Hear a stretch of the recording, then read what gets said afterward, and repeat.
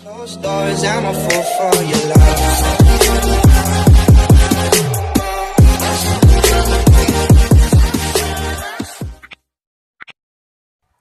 What's up guys? So welcome back to my YouTube channel. So yun guys, no, andito tayo ngayon sa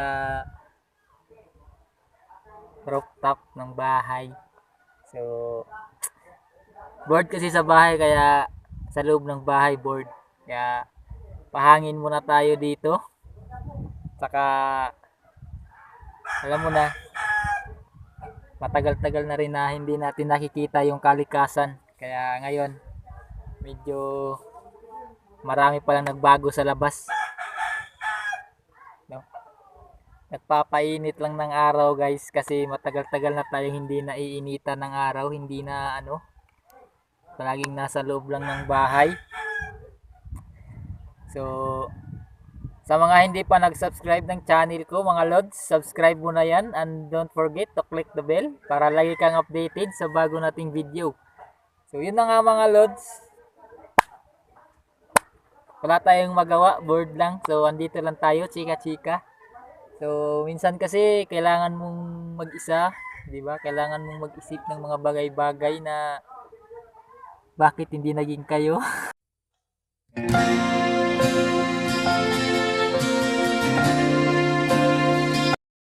So joke lang guys. So papakita ko sa inyo yung, alam nyo, yung kalikasan na sunod-sunod yung bagyo nung, at paglabas mo may mga nagbago na, 'di ba?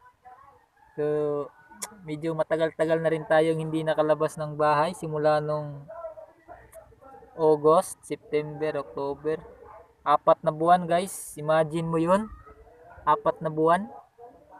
4 na buwan nasa loob ng bahay lang. Saka nakalabas lang ako ng hindi naman masyadong matagal, nakalabas lang ng ilang araw lang, tapos minsan pumupunta lang ng hospital, yun lang. Saka alam mo yun, naboboard ka na sa mga. Kaya sana naman guys, mag-comment kayo sa baba. Comment down below kung ano yung pwede nating gawin. Pwede nating gawin kahit ano. So yun guys, pakita ko sa inyo yung kalikasan. Wait lang. Like a Hellcat. Ito siya guys, no? Yan. So hindi naman siya masyadong maganda, pero alam mo, kung nakikita mo yung kagandahan ng mundo, di ba? Yan, no? Yun, no? Yun. Yan. Saka yan naman guys, yan yung paliguan ng kalabaw. Yan. Yan, no? Parang lake, mini lake lang. Yan. Kapag umuulan kasi guys, mas dumadaming baha dyan kapag umuulan, lalo na ngayon sa naging bagyo, laging umuulan. Saka yan yung mga hayop na baka, di ba? Yan. Yan lang naman guys. Ito naman view na natatatanaw ko ngayon, kaya gusto ko ring makita nyo kung ano yung nakikita ko. So wala lang, naboboard lang. So yun siya guys, yun yung kalikasan na matagal na natin hindi nakikita. Kaya ang ginawa natin ngayon is wala lang, chill lang. So medyo nakakalakad na tayo ng konti, kaya alam mo, talagang may mga bagay talaga guys na kailangan mong pag-isipan, di ba? Minsan naisip mo na sumuko sa buhay, pero alam mo na, hindi pa talaga ito ang katapusan, di ba? So may purpose bakit ka nabubuhay, kaya chill ka lang. So hindi ka nag-iisa bro. So marami tayo. Kaya laban lang sa buhay. Huwag mong isipin na parang loser ka, ganun. It's a part of the process. Yan, English. Yan. So part yan ng process mga lods. Kung may nahihirapan dyan sa inyo, mas nahihirapan ako. So, ito lang, share lang muna tayo ng konti. Kasi minsan, naisip ko din na bakit kaya nangyayari itong mga ganito? 'Di ba? Yung mga pagsubok na dumating sa buhay mo na hindi mo inaakala na darating. Pero may purpose naman si God. No, may purpose siya kung bakit nangyayari, kung bakit tinadaanan mo 'yan. No. Kaya chill ka lang, 'wag kang mawawalan ng pag-asa. Chill ka lang, 'wag kang mawawalan ng pag-asa, 'di ba? So, laban lang. Damayan tayo. Medyo mahaba na yung buhok. Alam mo na, 'di ba?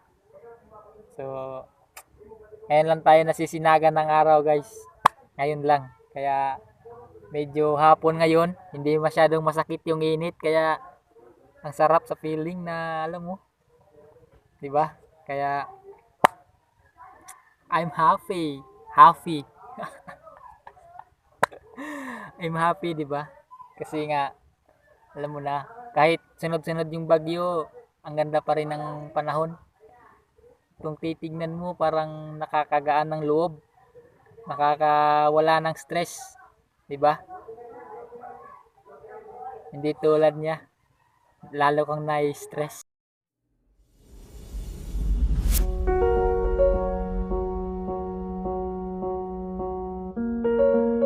Charot! So, yun na nga guys, mga loads, no? Sa apat na buwan, tsaka November na ngayon, di ko pa alam kung kailan tayo makakalabas, makakadrive ng motor ulit. Kaya tiis-tiis lang muna. Alam naman natin, ganun talaga ang buhay. Kaya, laban lang, di ba? Huwag kang susuko. Part yan ng process, alam mo yun.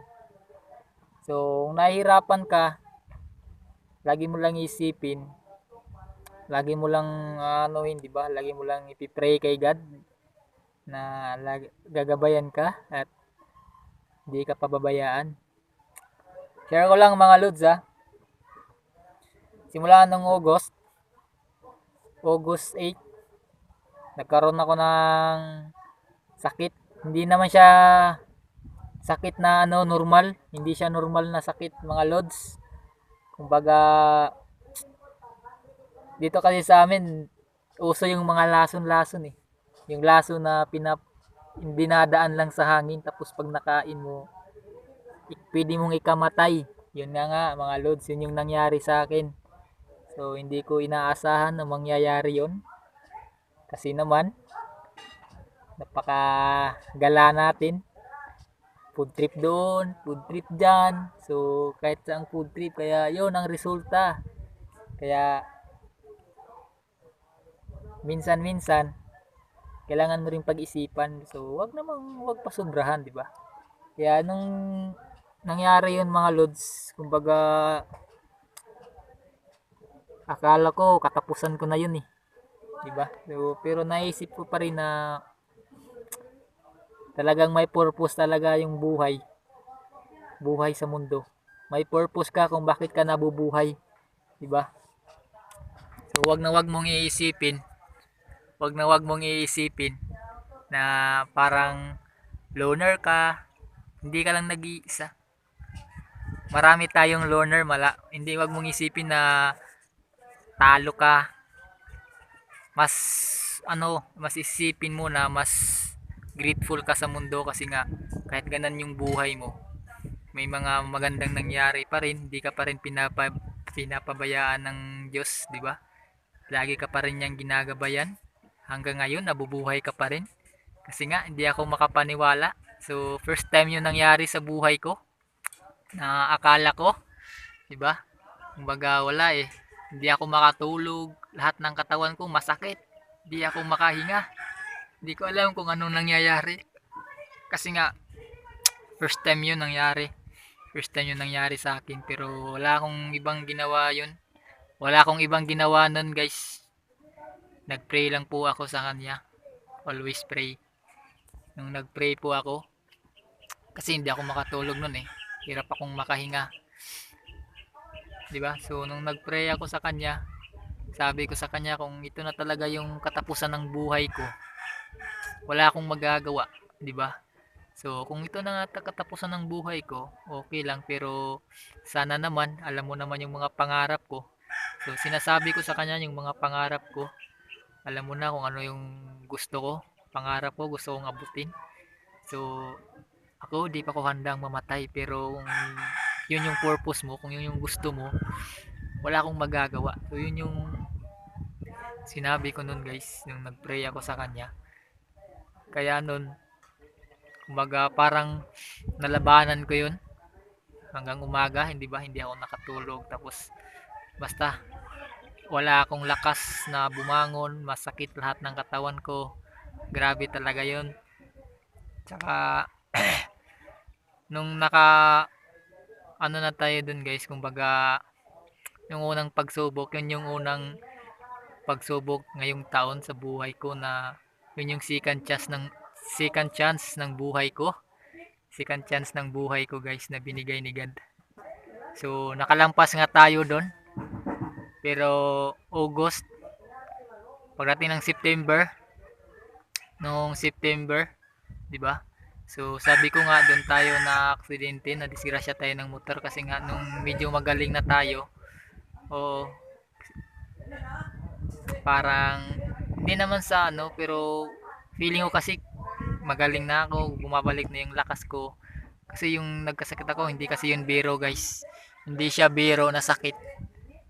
Namumutla ako, wala akong lakas. Yung mga dulo ng daliri ko, mga masakit siya. Parang tinutusok ng mga karayom ngayon.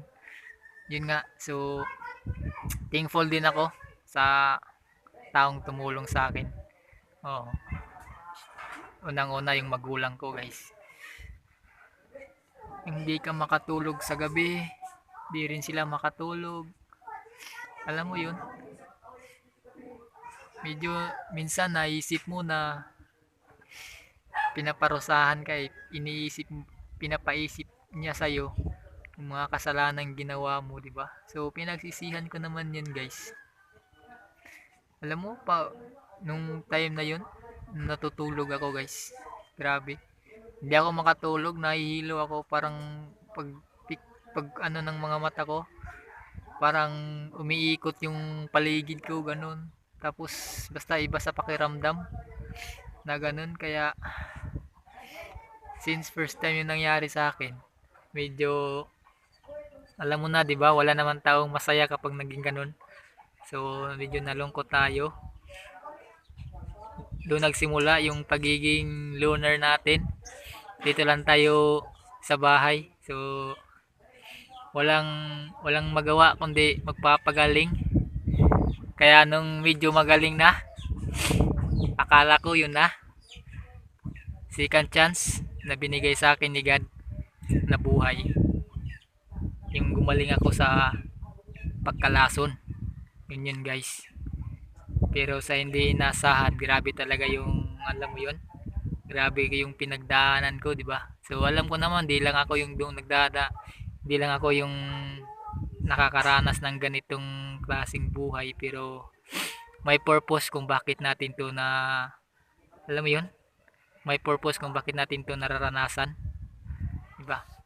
So yung September, yun nga, hindi inaasahan, aksidente tayo ng motor. So alam mo yung pangyayaring sunod-sunod sa buhay mo, di ba? Kaya yun lang guys, kailangan mo lang lumaban. Huwag kang mawala ng pag-asa. Kasi habang may buhay, may pag-asa, yun yung sabi nila, di ba? Kaya huwag kang mawala ng pag-asa. Tuloy-tuloy lang ang laban. Balang araw, magiging successful din tayo. Sa mga katulad ko dyan, ngiti lang palagi. Kaya pray kay God, huwag kang nawawala ng pag-asa. Hindi ka nag-iisa, di ba? So, kung iisipin mo na mas masakit ang buhay mo ngayon, pero wala pang mas masakit pag iniwan ka niya.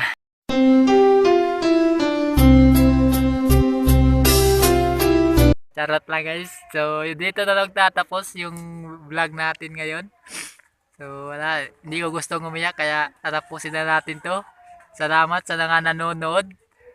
At salamat sa mga nag-subscribe ng channel ko. Sa mga hindi pa nag-subscribe, ano pang ginawa mo? Subscribe mo na yan and click the bell para lagi kang updated sa bago nating video. Kasi alam mo na, pag may mga di magandang mangyayari, meron din kasunod na magagandang mangyayari. Kaya keep in tune mga guys.